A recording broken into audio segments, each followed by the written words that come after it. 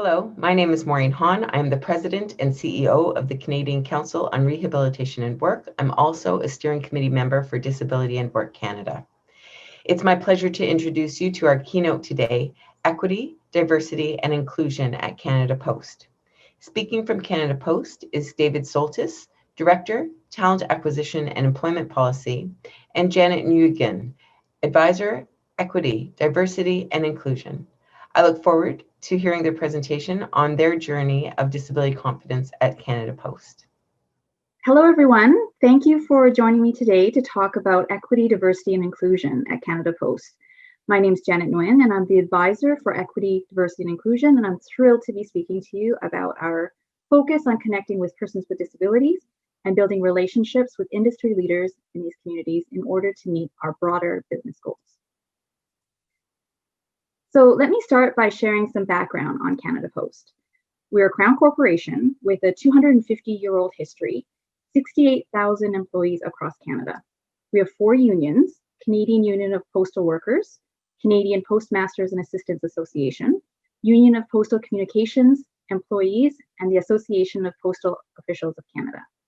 We're also part of a group of companies including Purolator, Nova Post, SCI Logistics. Our combined revenue in 2019 was $7.9 billion, and our key focus areas as a company has been on health and safety, mental health, as well as aligning with our unions and becoming an employer of choice. Canada Post is going through a massive transformation as we work to shift our business from letter mail to parcels.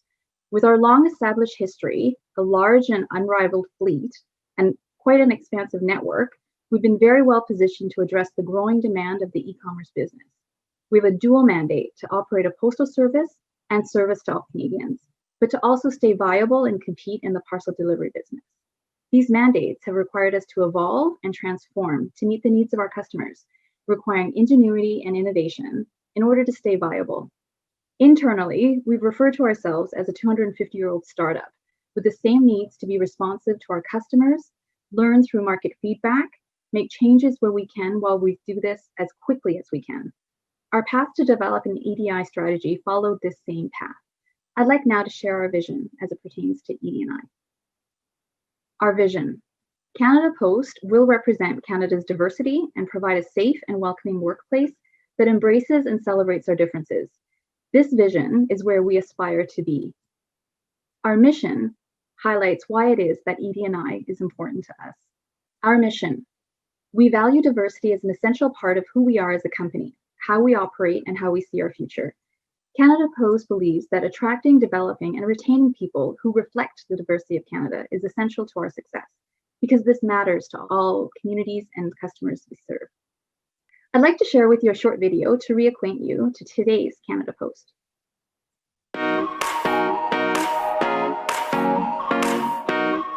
Okay, you gotta listen to me. You gotta listen to me. All right? This is why you have to work at Canada Post, okay? It's a perfect time to join Canada Post. It's changing faster than we've ever seen it. It spans coast to coast to coast, serving Canadians. It's the one organization that I know of that actually reaches the doorstep of every single Canadian. As the markets transform and change, we also need to transform and change. It's an old company that has such a strong presence and such a strong Canadian brand. Canadians identify Canada Post, of course, with letter mail, and Canada Post is so much more than that. As we're enablers for, I see it as e-commerce, but also brick and mortar business, really any business moving throughout Canada. This is a very, very diverse workplace. And there are some extremely bright people here that are just doing some phenomenal work. And it's the first time that I've ever experienced this dual mandate of serving the public and at the same time running a commercial business. With each and everything that you're looking for, you'll find it here. I was started as an assistant, I was a recruitment officer, I was in human rights and legislative programs. I then went on an assignment into operations where I was a supervisor in transportation, and OMG, I didn't know I worked for the same company. From engineers, digital designs, marketing, nurses, drivers, there's a lot. You people taking my video. For myself, I really like the security. I really like being able to look at one company and say there's 1,000 different things I can do in this one company. I work with a lot of great people. Genuinely speaking, I wouldn't be here if it were any other way. I'd move on. Ever since I got here day one, it's been people looking to expand my career, expand my interests, and kind of get to the next level. There's so many opportunities that someone can have at Canada Post. It does not start at the first career you've taken at Canada Post. That's just the start. Because of this job, I have seen almost every province in Canada and one territory. And I'm hoping that through another 3 years in this company, I'll have seen every territory and every province. It is a fun place to work. We have great people, right? We support each other. It is a good atmosphere. You're gonna come into work every day and you're gonna enjoy it. At the bottom line, that's what we look for a job, right? Do we not wanna have fun? Love it. Absolutely love it. So I want you to come to Canada Post because not only will you enjoy your job, but you will be challenged and you will be supported by senior executives and you will have opportunities. The opportunities will be there. Our equity, diversity, and inclusion strategy is anchored on 3 pillars. From an employment equity objective, we're doing very well when it comes to women and members of visible minorities. We have gender parity and have attained full representation as it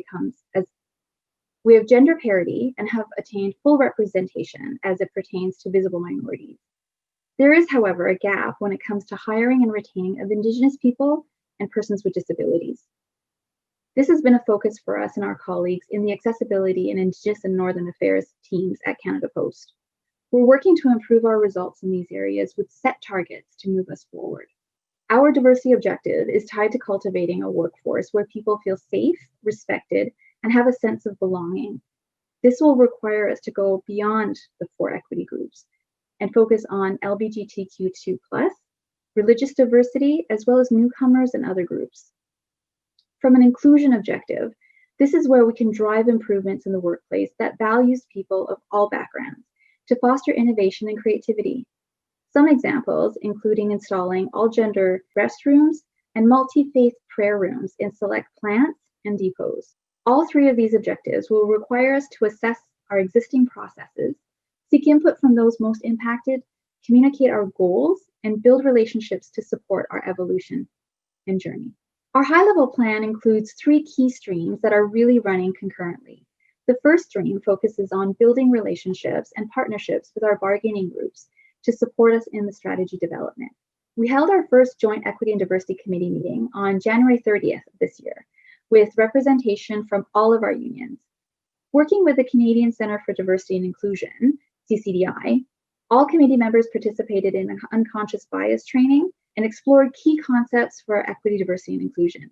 Our partnership has been exceptionally successful as we anchored on establishing a safe space for discussion and learning to work collaboratively and in good faith to co-create our equity, diversity, and inclusion strategy. Our focus on building trust and shared goals was essential to the successful development and implementation of an anti-racism action plan.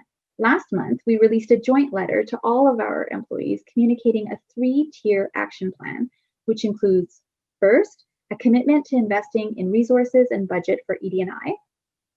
2, the deployment of training and support tools focusing on where these resources are most needed and sequencing accordingly. 3, we introduce initiatives to increase representation. I'll go now into more detail on this initiative as it is the second stream of our high-level plan. In addition to focusing on our relationship with our unions, other partnerships have been key in the equity attraction front. To tackle our gaps in representation, we established employment equity targets and KPIs. For Indigenous peoples, achieving our target will increase our representation rates to 80% of Canadian labour market availability within 5 years. Our goal for achieving 80% of CLMA for persons with disabilities will take longer to achieve, potentially up to 10 years, due to the physical nature of many of our occupations and roles. We're working to remove barriers and implement changes to our processes and work methods to attract candidates from this group. Our partnership with the Canadian Centre on Rehabilitation and Work has identified ways to improve the candidate experience through auditing of our recruitment processes and practices to identify barriers to recruitment for persons with disabilities. as well as an in-depth review of our accommodation process. Other key partnerships include the Employment Accessibility Resource Network, EARN, who also with CCRW supported us in hosting targeted recruitment fairs to attract students and persons with disabilities. Along with CCRW and EARN, another key partner has been CCDI. All three of these external partners have guided us in upskilling our recruiters and hiring managers to manage bias in the recruitment and onboarding process, as well as to become more disability confident. This year, we also participated in the Dolphin Disability Mentoring Day through CCRW to encourage awareness of Canada Post as an employer of choice, as well as to build stronger networks with the disabilities community. Other external partnerships include leveraging guidance from the Canadian Human Rights Commission to implement temporary special measures for hiring of Indigenous people and persons with disabilities. These measures allow us to set aside dedicated roles for targeted recruitment and equity-seeking candidates. These pilots open the door to working more closely with our unions and partners to review the collective agreements for the systemic barriers that exist. So from an employee retention perspective, in keeping with the theme of collaboration, our ED&I team has been working really closely with the Indigenous and Northern Affairs teams, as well as the accessibility teams, to integrate our strategies and realize our mutual goals. Together, we're focusing on a number of key actions. We've prioritized education and awareness training. Our approach in rolling out this training was to showcase accountability at the highest levels of leadership. Employees are invited to our training workshops through a message from our CEO, stressing the importance and value of ED&I to our business strategy. We developed a training plan anchored on understanding implicit bias, and by the end of this year, we will have trained over 600 of our human resources, disability management, and all of senior leadership above the director level. We will be focusing on training our boards, the national executive boards for our unions, as well as all of our operations team leaders by the end of next year, totaling another 3,000 employees countrywide. And our plan is to enhance our existing training offerings to include diversity and inclusion and implicit bias content to our existing employees and new hires, totaling more than 60,000 folks. Another key initiative is an equity census campaign.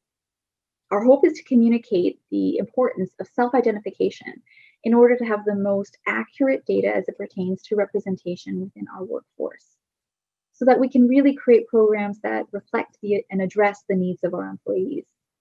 We understand that this will require us to cultivate trust and transparency so that we can motivate full participation. We're working closely with our unions to support us by promoting the census and communicating our plans to their membership. Our ED&I and accessibility teams are also working closely with CCRW to review opportunities for a better candidate experience as it pertains to accommodation. In addition to reviewing our processes at the recruitment phase, we're also reviewing this process for employees seeking accommodation when their diversity profiles change. We're working to enhance this process as well as integrating opportunities to update and make status changes to their equity census information, again, to get the most accurate representation of our workforce so that we can develop effective programs that speak to our employees' needs. Another key component of equity retention strategy is standing up mentoring networks and employee resource groups. Evidence has shown that these groups have a really powerful effect on retention and offering support to equity-seeking employees, but also provide opportunities to influence changes that will foster more inclusivity. The goal is to have these groups offer recommendations and guidance on ED&I initiatives, but also participate in our commemorative days. This specific initiative involved working with our human rights teams and collaborating with all our unions to implement a joint calendar and commemorative events for employees to participate.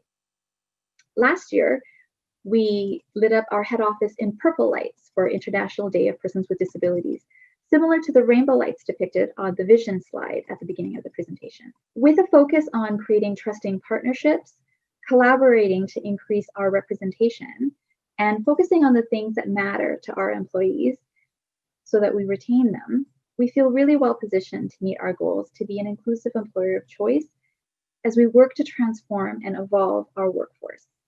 We understand this is a journey, and while we have realized many successes, we've also faced challenges and risks. I'll share some of those lessons learned in my closing summary. As mentioned at the beginning of this presentation, we recognize that this is a journey with risks and challenges, but with a potential for high rewards when we get it right. Some of the key challenges included promoting engagement from our unions, so involving them from the beginning and having their involvement in defining our shared goals, our vision and mission statements, as well as our terms of reference. We got the right people at the table, and the governance structure was key. Only weeks after the launch of our committee, there was a world pandemic that created isolation and many competing priorities. We pivoted to virtual meetings and gained commitment to meet more frequently so that we could be responsive to the needs of our employees. And then we set aggressive goals for every meeting and interaction. We incorporated what was going on in the world into the work we were doing so that we were ensuring it was a priority. We recognized early the conflicts between the Employment Equity Act and mandate and the union's collective agreements. Again, we always went back to our shared goals and focused on how we could work together to influence and make the changes we knew we needed to make.